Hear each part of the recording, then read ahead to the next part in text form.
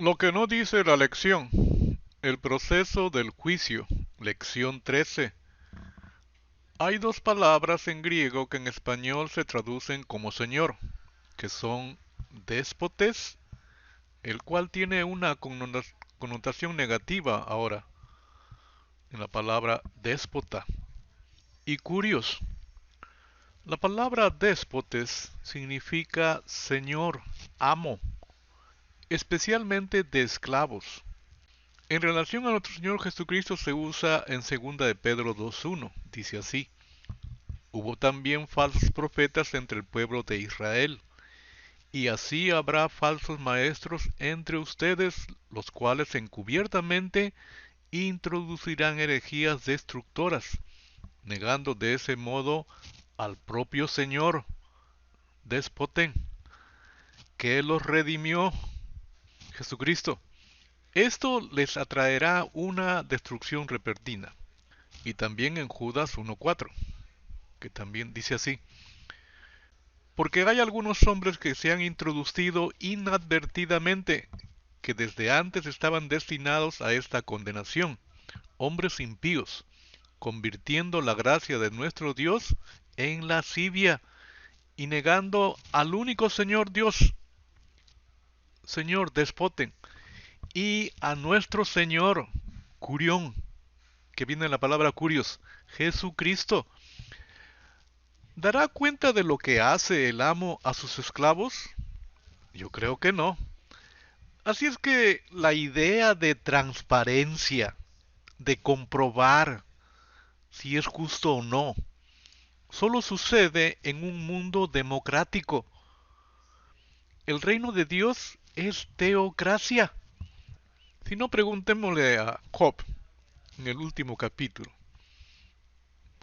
Todo mensaje del Señor para su pueblo es de juicio y condenación, que buscan el arrepentimiento.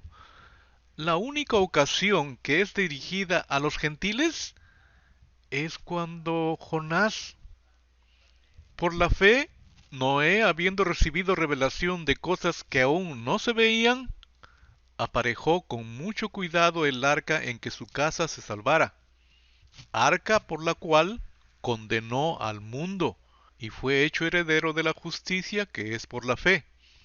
Este es un mensaje de juicio y condenación que buscaba el arrepentimiento. Como no lo hicieron, murieron, y sin ninguna oportunidad a apelar o a una segunda oportunidad. Y vio Jehová que la maldad de los hombres era mucha en la tierra, y que todo designio de los pensamientos del corazón de ellos era de continuo solamente al mal. Esto declara a Dios de los antidiluvianos, desobedientes, por lo cual están separados de Dios, y con el devenir del tiempo se olvidaron de Dios. De esta forma de pensar no se arrepintieron. En cuanto a Jonás, dice la palabra: Levántate y ve a la gran ciudad de Nínive, pronuncia mi juicio contra ella, porque he visto lo perversa que es su gente. Mas Jonás ya sabemos qué es lo que hizo. No quería ir y se dirigió en dirección contraria. Pero más adelante dice, le vuelve a decir Dios: Levántate y ve a la gran ciudad de Nínive y entrega el mensaje que te he dado.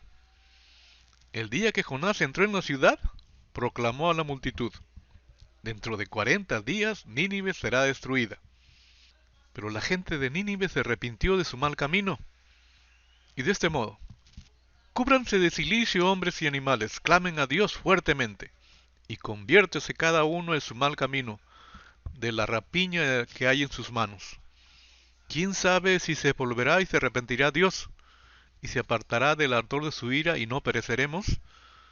Y vio Dios lo que hicieron, que se convirtieron de su mal camino, y se arrepintió del mal que había dicho que les haría, y no lo hizo. Dios hizo uso de misericordia, posponiendo el juicio y la condenación, perdonándolos, porque se habían arrepentido. Desobediencia trae sentencia, dice la palabra. Y mandó Jehová Dios al hombre, diciendo: De todo árbol del huerto podrás comer, mas del árbol de la ciencia del bien y del mal no comerás, porque el día que de él comieres ciertamente morirás.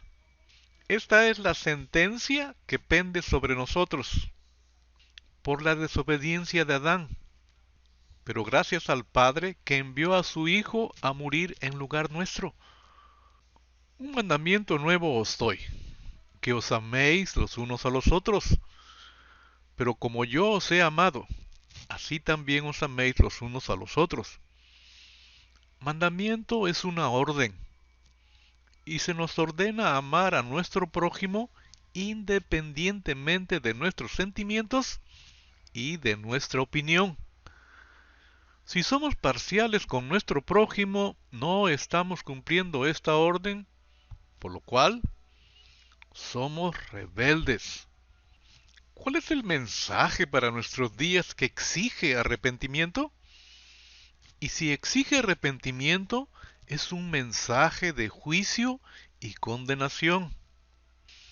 Los hombres de Nínive se levantarán en el juicio con esta generación y la condenarán, porque ellos se arrepintieron a la predicación de Jonás, y he aquí uno más que Jonás.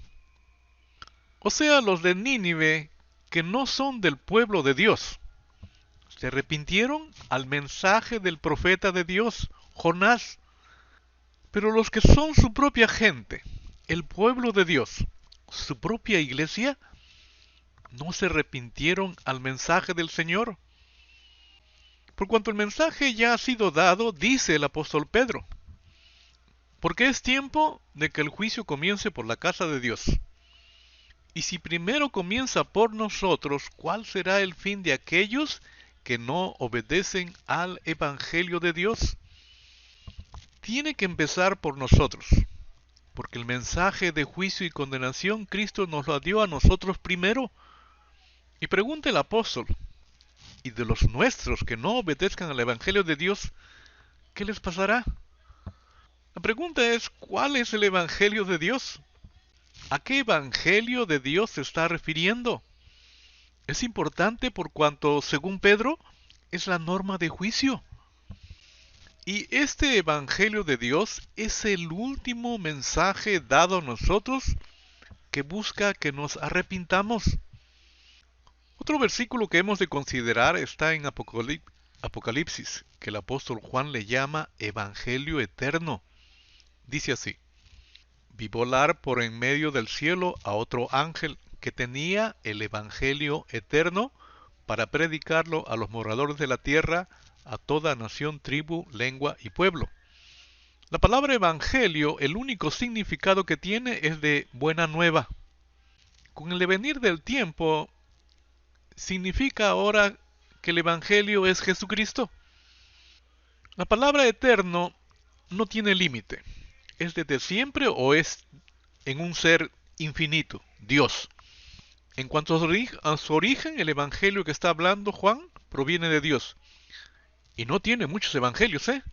Tiene uno solo, diciendo a gran voz: temed a Dios y dadle gloria, porque la hora de su juicio ha llegado, y adorad a aquel que hizo el cielo y la tierra, el mar y las fuentes de las aguas. El evangelio eterno está relacionado con el juicio. Es un evangelio de juicio y condenación. El siguiente versículo es importante por cuanto determina cuál evangelio, cuál buena nueva proviene del Eterno. Cuando ya era de día, salió y se fue a un lugar desierto, y la gente le buscaba. Y llegando a donde estaba, le detenían porque no se fuera de ellos.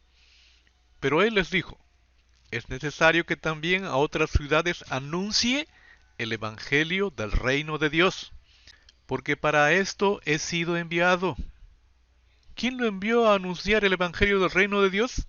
Su Padre, el Eterno. Jesús clamó y dijo: el que cree en mí, no cree en mí, sino en el que me envió. Y el que me ve, ve al que me envió. El que me rechaza y no recibe mis palabras, tiene quien le juzgue la palabra que he hablado. Ella le juzgará en el día postrero, en el día final, porque yo no he hablado por mi propia cuenta. El Padre que me envió, Él me dio mandamiento de lo que he de decir y de lo que he de hablar. Lo que Pedro le llama Evangelio de Dios y Juan Evangelio eterno, Cristo le llama Evangelio del reino de Dios, que proviene del Padre, el eterno, el que le envió. Y para confirmar ello dice el Señor Jesucristo, y será predicado este Evangelio del reino en todo el mundo, para testimonio a todas las naciones, y entonces vendrá el fin, el día postrero. Para confirmar de qué buena nueva ha de predicar, Cristo singulariza y dice este Evangelio del reino, que es un mensaje de juicio y condenación, porque está relacionado con el fin. Esta es la única señal segura de que el fin viene. Todas las otras señales no son el fin, son principios de dolores.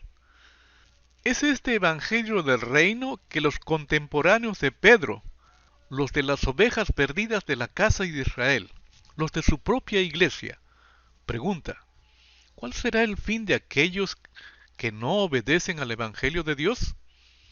A lo que dice la palabra. Y si alguno no os recibiere, ni oyere vuestras palabras, salid de aquellas casa o ciudad, y sacudid el polvo de vuestros pies. De cierto os digo que en el día del juicio será más tolerable el castigo para la tierra de Sodoma y Gomorra que para aquella ciudad. Hasta aquí nuestra contribución a la lección.